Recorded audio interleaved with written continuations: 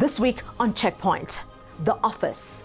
My line manager, he excused the other employee and said, can you please leave now?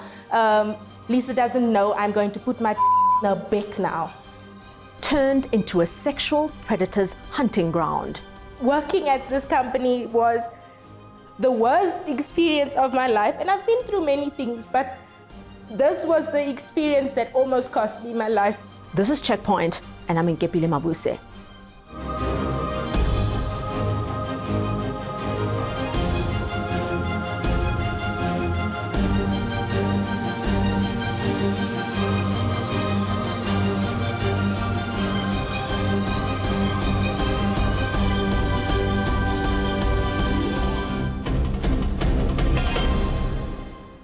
Gender-based violence in South Africa pervades spaces beyond the home, dark alleys and bushy walkways. According to a 2018 survey by research company Koopman, 30% of women and 18% of men have reported being victims of unwanted sexual advances in the workplace. Yet 51% of South African companies still don't have a clear sexual harassment policy. This often leaves victims agonizing in silence, while their perpetrators are hardly ever made to pay for making demands beyond the call of duty. Producer Harry Viti and cameraperson Tsampa Dlamini spoke to women who say they're not willing to let sleeping dogs lie. Lisa Koopman was a call center agent at Digi Outbound, a subsidiary of tech company Digi Outsource based in Cape Town. She says office banter was encouraged, but that it often morphed into sexual harassment. The men, as I would walk to my desk, it's quite sickening actually. There was one or two, more specifically one that I remember, who would lean back in his chair and grab his crotch while looking at me, or while I'm walking past saying, Lisa, come sit on my lap. Jason Bernardo worked in the Betway division of Digi Outsource before he was fired for absconding last year. Women were blatantly made to feel that they are part of the entertainment and they should behave as such. Very attractive women walk past with tight clothing. There would be this sort of bang that would be on the table, and all of Betway would know, okay, here comes an attractive woman that one of us would like to bang. There was one man, mostly, that I recall, even though quite a few have done it, would walk past me and touch on my breast as he walks behind me, put his hand over me and touch on my breast and look at me as he walks on and laugh. It was again the laugh, always ending with the laugh. There was one time when I went to the kitchen to make some coffee as well. And as I walked in, I immediately saw I'm alone, first of all, in the kitchen with one of these men. Anything can happen. What's going to happen? With my back to him, it's almost like I could feel his eyes on my body. And he told me, he stuck out his tongue and he said, Lisa, I just want to rip off those tights, throw your leg over this counter and do you from behind. And I stopped and I turned and I looked at him and there was that laugh again. Koopman says reporting the sexual harassment to human resources was futile. To the point where I started to notice HR and management were avoiding me and seeing me as a problem instead of addressing the issues. Sexual harassment is a form of unfair discrimination that needs to be taken seriously, says Senior Commissioner at the CCMA, Laurie Warwick. What's meant to happen is the employer in the good practice side is meant to take action immediately to stop anything that is happening and to put systems in place to ensure that people are protected. Eventually, they started saying, not only to me, but to all other women who address this issue, in saying, if you want to move up in the business, you need to stop complaining, basically just deal with it. They would imply to women that if they had sex or if they were able to have any sort of sexual favor given to them, that they would most certainly excel in the business. every time I went to complain, to address these matters, things would get worse for me. It's almost like they would turn up the heat because, oh, there's Lisa going to complain again, or she's trying. They had this mentality of, I'm trying to get them into trouble. The heat was on. My line manager, the two of us were in one of the meeting room with somebody else. And he excused the other employee and said, can you please leave now? Lisa doesn't know I'm going to put my in her beck now. Seemingly for some, making the work environment unbearable for women was a consistent source of amusement. I was reversing out, and another gentleman from, well, not gentleman, another guy from Digi Outbound called me. I thought maybe, what's up? My window was open and he leaned in the car with half of his body in the car, slid his hand right up my right thigh, and I stopped him just in time. And I looked at him, I'm like, what are you doing? Why are you so comfortable also doing it? And there was that look again and that laugh. And he just walked away, and I reversed and I left as fast as possible. Everything was always a big joke. Even when I reported these issues, not myself, but so many of us reported the issues to HR, to management, floor managers, everyone who could help and is supposed to be able to help us. Eventually, Koopman grew tired of walking on eggshells. And I would end up getting ready 2 or 3 hours before work started, just to make sure, that I look perfect. Today they won't tease me on this or that, but I only had strength to go to work and come home, lay in bed, and basically recharge myself for tomorrow. What is the next shift gonna bring? What am I gonna have to go through tomorrow?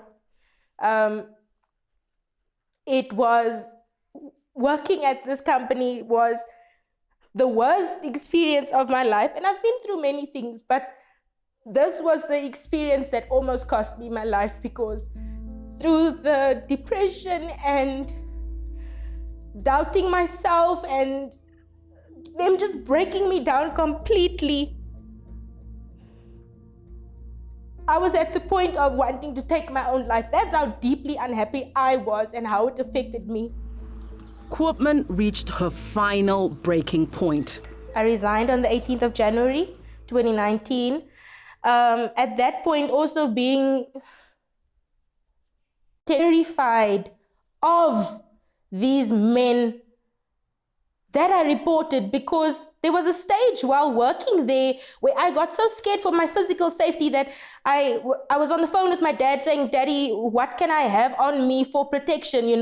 What can I, maybe pepper spray, where can I get pepper spray? I need, I used to rush from the office door to my car, to not be caught maybe, in there and be attacked. I don't know, I was terrified. After resigning, Koopman sent an email to Digi Outsource executive management.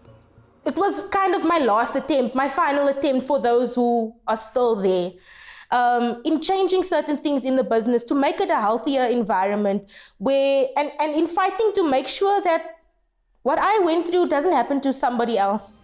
Coming up, heads finally roll. We eventually dismissed 17 people in that unit where she worked.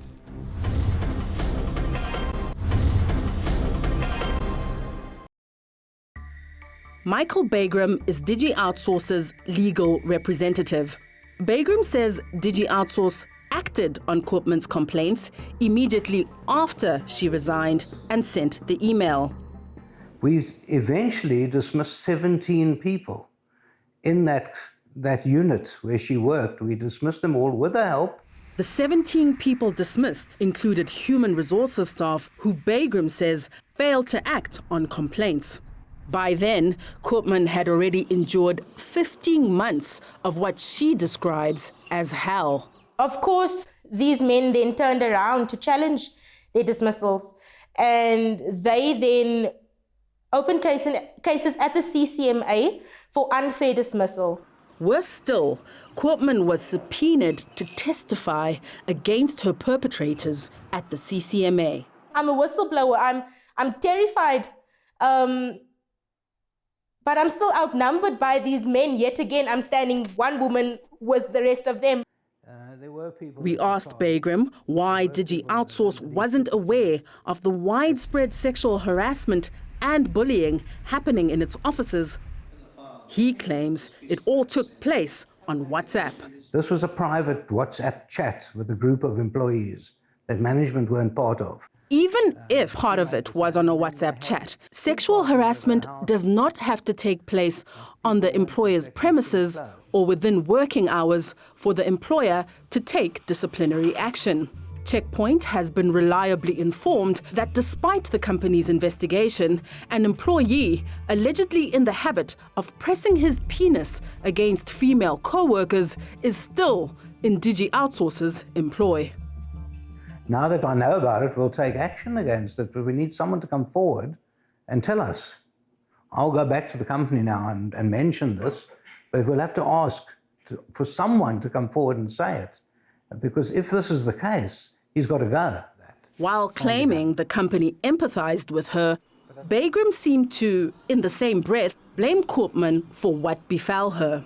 She shouldn't have had those pool parties at her house. I can't blame her now in retrospect, but she shouldn't have done that. And you know, people called, she was calling someone her work husband. Why would I call any one of them my work husband when I didn't have a good enough relationship with any of them? Very often they try to imply that it was not unwanted, it was completely wanted, and that's the way it is in the office. Bagram says Koopman's anger is misdirected. She's been on social media now attacking the company, which we don't think is fair. The company's done nothing wrong. There were some individuals in the company that sexually harassed her. And the company is obliged. Yes, but the company is obliged to take action against the individuals. What we did do was we didn't action it fast enough. We asked why she was offered 200,000 rand.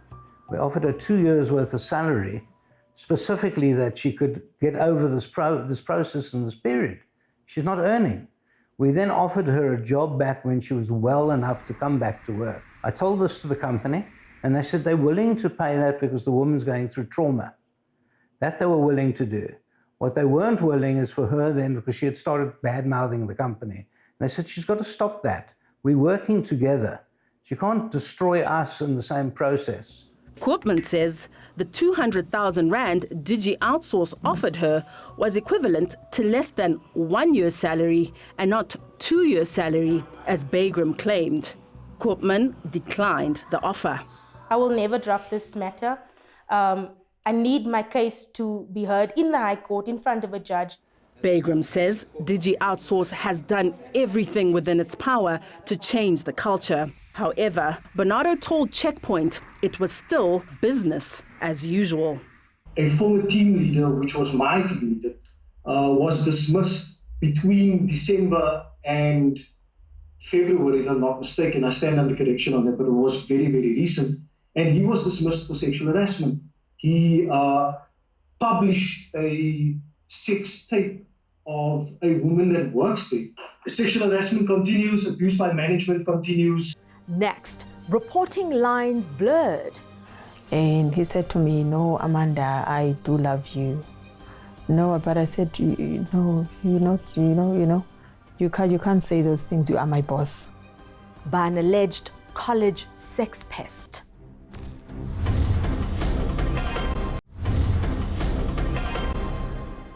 Like Lisa Koopman, Amanda Daizana says she knows all too well what it's like to be on a one-woman crusade for justice. She was dismissed from Buffalo City TVET College, or BCC, in East London. Daizana says her ousting was orchestrated by an alleged college sex pest who forced her into an illicit romance and later fabricated bogus charges against her. First time that he said we must go to his place, and he said to me, "No, Amanda, I do love you." No, but I said, "No, you can't say those things. You are my boss." He started to come on me, touching me, and started to kiss me, but I said no. And then he said to me, "If you don't do what I'm telling you, I'm going to make your life miserable. And then that's when it happened, everything. It started that he forced myself on me, and then we started to sleep because I had no choice. I don't think it was a rape, but I allowed him because I had no choice. Endless threats made her feel trapped, she says. The alleged perpetrator, Malisela Sibelebele, is Human Resources Development, Wellness and Labour Relations Manager at BCC. According to Daizana, it was in mid-2015 that she gave into Sibelebele's obscene demands. A month later, Daizana says she could no longer stomach the adulterous trysts. He was this person that he's so bossy, that he had powers, he would do anything, you see. So I wouldn't speak out, I would keep quiet. His role at the college is labor relations.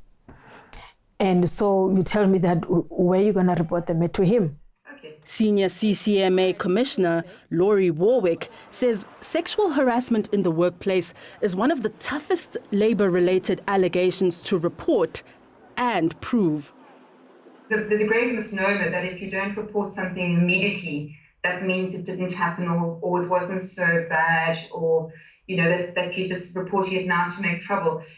The classic time for these ones, sometimes it can take years for someone to be able to report it. There are people who are living with great anxiety. Daizana says she was sworn to silence. He said, don't you ever say this thing to anyone. In February 2016, Daizana was transferred to Sibelebele's department, Human Resources. She says she thought he'd moved on, but while working in his department, Sibelebele allegedly insisted on continuing to see her. I refuse. That's when he started going to have allegations against me. When I said, no, I won't do it, and I was pregnant at that time. In this WhatsApp message, he writes, how about we meet after work like we did before? And this person has a wife here at work, you see. So it didn't feel good at all. Daizana was 7 months pregnant in March 2017 when Sibelebele allegedly told her she was no longer qualified to work in the HR department. She believes he was vexed by her denials. And I said, but it's very funny. I've worked with you and I did an excellent job. There were emails telling me that for my hard work and everything.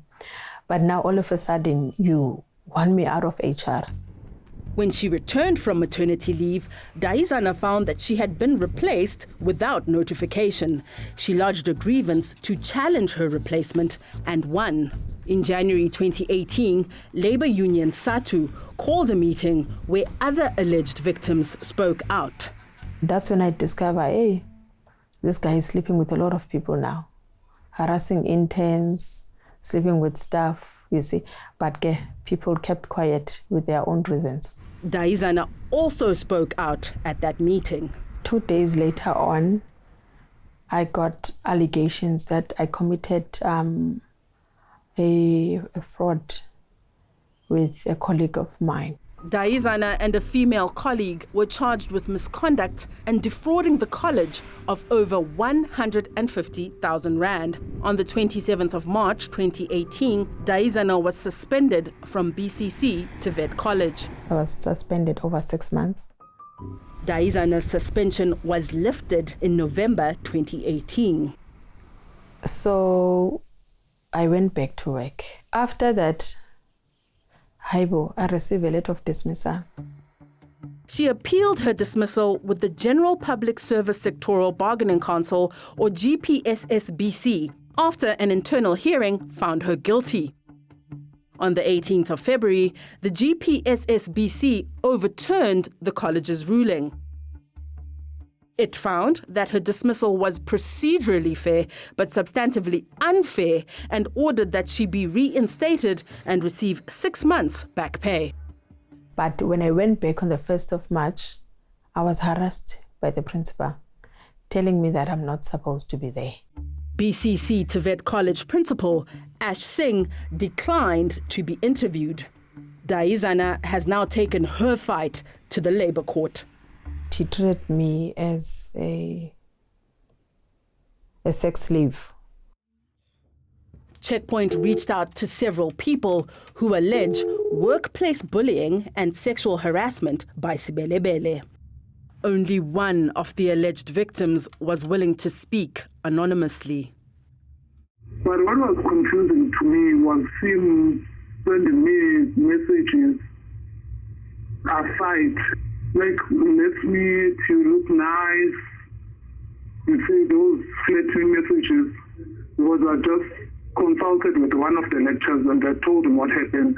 And then he told me that the guy has a bad history of such things. I found out that these allegations from 2014, 2015, that I believe it was supposed to be dealt with while I was there. The Department of Higher Education and Training declined our request for an interview, sending this email response instead. The appeal committee did not take the allegations raised by the employee of sexual favors into consideration, as these were not reported at the time they allegedly took place. However, the department is aware of new allegations and an investigation will commence as soon as lockdown conditions allow. Checkpoint called Malisela Sibelebele to get his side of the story. Sibelebele says Daizana has been around the world with her allegations. Now she had to run to you. Sibelebele says he's ready to be probed. I'm more than willing to be subjected to any kind of investigation. I've been working here for a very long time. So she's lying. I'm more than willing. So you're saying she's lying about these allegations, that you didn't threaten her job if she didn't continue to sleep with you? She must tell you where and when, the date, the time. At your place in 2015. All these issues, they stem from the issue of the dismissal, misconduct, and all that. Do you mean the fake allegations, the fake charges that you brought against her, the ones which the bargaining council found her not guilty of on all charges except one, which was a clerical error? She says that you. I don't charge people. I don't charge people. I don't. Who does? I don't charge people. I'm dealing with the labor relations. The charges come from the principal. Sibelebele requested we send the allegations in writing. I want to believe that if I did something like that, I should be charged and also even be arrested. Something like to that effect. He committed to giving us an on-camera interview. Someone invite me, I'll respond. Then I'll give you I'll then give you an opportunity for the in-camera interview. I'm available. I don't have any problem. However, 3 days later, Sibelebele sent Checkpoint this email saying, "I regret to inform you that due to me being a public servant, I am unable to attend the interview."